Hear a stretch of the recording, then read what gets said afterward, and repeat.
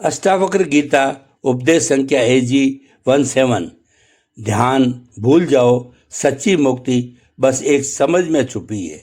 मुनि अष्टावक्र राजा जनक को समझाते हैं कि आत्मा हमेशा से स्वतंत्र है। जिसे हम बंधन मानते हैं वह सिर्फ हमारी भ्रांति है। वास्तविकता यह है कि आत्मा का जन्म या मृत्यु कभी नहीं होती। यह तो केवल शरीर है जो जीवन और मृत्यु के चक्र से गुजरता है। समस्या तब उत्पन्न होती है जब मनुष्य स्वयं को देह, मन और इंद्रियों के साथ जोड़ लेता है और ये अज्ञान उसे जकड़ देता है।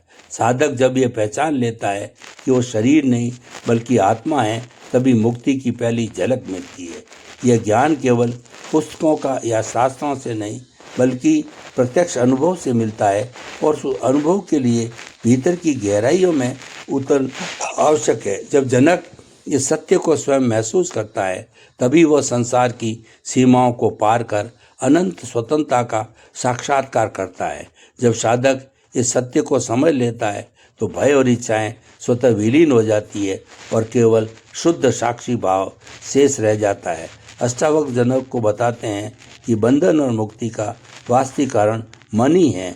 मन की कल्पनाएं संसार की रचना करती है और जब ये विषयों की ओर दौड़ता है तो मनुष्य बंधन में फंस जाता है। यही मन कभी शत्रु बन जाता है, कभी मित्र भी। यदि इसे केवल देखने वाले दृष्टा की तरह देखा जाए तो यह सहायक सिद्ध होता है, लेकिन यदि इसके जाल में उलझ जाए तो यही बंधन का कारण बन जाता है। साधक का मार्ग यही है कि वो मन को देखे पर उसमें उलझे नहीं और स्पष्ट जान ले कि उसका अस्तित्व मन नहीं है। इसी विवेक से स्वतंत्रता का अनुभव होता है। जनक आत्मा को मन समझ लेना ही अज्ञान है और जब ये भ्रम टूटता है तो भीतर से गहरी शांति का प्रकाश फैलता है। आत्मा कभी भी बंधन में नहीं होती, केवल मन से ही तादात्म्य ही बंधन का आभास कराता है। इसीलिए आवश्यक है कि मन से परे अपनी चेतना को पहचाना जाए। जनक मन को पकड़ने या दबाने की कोशिश मत करो, बल्कि उसके ऊपर उठकर साक्षी भाव में स्थित हो जाओ। मन का स्वभाव भी परिवर्तनशील है, कभी सुख का अनुभूत कराता है तो कभी दुख में डोल देता है, लेकिन तू तो इन सब का साक्षी है, वह कभी नहीं बदलता। अष्टावक्र कहते हैं, यदि तू मन की लहरों से डगमगाता है तो अज्ञान में है, पर जैसे ही साक्षी बनता है तो विशाल आकाश की तरह स्थिर हो जाता है, जिसमें विचार केवल बादलों की तरह आते जाते रहते हैं। जो साधक इस साक्षी भाव में ठहरता है वही वास्तविक मुक्ति का स्वाद चखता है। यह कोई कठिन साधना नहीं बल्कि केवल एक सहज स्मरण है कि मैं विचार नहीं हूँ, मैं देखने वाला हूँ। इसी देखने की अवस्था में समाधि प्रकट होती है। जनक तुम स्वयं को देखने लगता है तो बाहर से भीतर की यात्रा पूरी हो जाती है और ये समझ लेना कि विषयों में आसक्ति हर दुख की जड़ है। अष्टावक्र जनक को बताते हैं कि दुख का असली कारण विषयों में उलझा हुआ मन है, क्योंकि वासना ही पीड़ा को जन्म देती है। जब इंसान बाहरी वस्तुओं और सुखों में तृप्ति ढूंढता है तो अपने वास्तविक स्वरूप से दूर भागता है, जबकि आत्मा की ओर जाने का मार्ग भीतर की ओर मुड़ने से ही खुलता है। विषय क्षणिक सुख अवश्य देते हैं, पर अंततः वही बंधन बनकर सामने आते हैं। ठीक वैसे ही जैसे मधु में छिपा हुआ विष धीरे धीरे जहर बन जाता है। साधक को विषयों का अनुभव तो करना चाहिए, लेकिन उनमें आसक्ति नहीं पालनी चाहिए, क्योंकि वैराग्य ही आत्मज्ञान की पहली सीढ़ी है।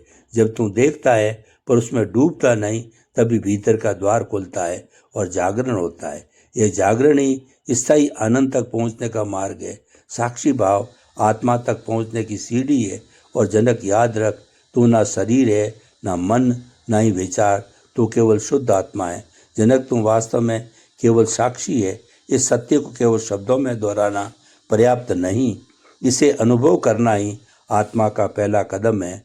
जब तुम भीतर उस देखने वाले को पहचान लेता है तब द्वैत का पर्दा स्वतः हट जाता है। यह साक्षी ना जन्म लेता है ना मरता है, वह तो केवल अस्तित्व है, सत्य, चित्त और आनंद का स्वरूप है। साक्षी बनने का उपाय है ध्यान। जहाँ तुम अपने विचारों, भावनाओं और क्रियाओं को बस देखता है पर उनमें हस्तक्षेप नहीं करता, प्रतिक्रिया नहीं करता। जब यह देखने की प्रक्रिया गहरी, तब तू धीरे धीरे उनसे अलग हो जाता है और अलग होते ही आत्मा में स्थिर होता जाता है। अष्टावक्र कहते हैं, जनक, यह संसार वास्तविक नहीं है, ये तो केवल मन की रचना है, एक भ्रम है। जैसे स्वप्न में हम अनेक दृश्य देखते हैं पर जागने पर वे मिट जाते हैं, वैसे ही संसार भी अनंत कल्पना मात्र है। जैसे स्वप्न से जागते ही सारे दृश्य मिट जाते हैं, वैसे ही संसार भी मात्र एक माया है, जबकि आत्मा इस भ्रम से कभी प्रभावित नहीं होती। साधक जब मन के पार उठता है तभी इस पर स्पष्ट होता है कि सब कुछ दृश्य है और देखने वाला कोई और है, वह शुद्ध साक्षी। इस पहचान के साथ भीतर सहज मौन प्रकट होता है। संसार को न त्यागना है, उसे भागना है, और ना ही उसे चिपकना है, क्योंकि त्यागी त्याग में सुख ढूंढता है, भोगी भोग में। दोनों ही बंधन है। मार्ग यही है कि विषयों को जानकर उनसे ऊपर उठो, और यही पार उठना आत्म साक्षात्कार कहलाता है। उस अवस्था में ना कोई आग्रह शेष रहता है, ना कोई विरोध, बस निर्मल शांति रह जाती है। जनक, सुख और दुख तो केवल मन की बदलती अवस्थाएं हैं, आत्मा पर उनका कोई प्रभाव नहीं पड़ता। अष्टावक्र जनक से कहते हैं कि जिसने आत्मा को पहचान लिया उसके लिए सुख और दुख का कोई महत्व नहीं रह जाता, क्योंकि ये दोनों केवल मन की प्रतिक्रिया है।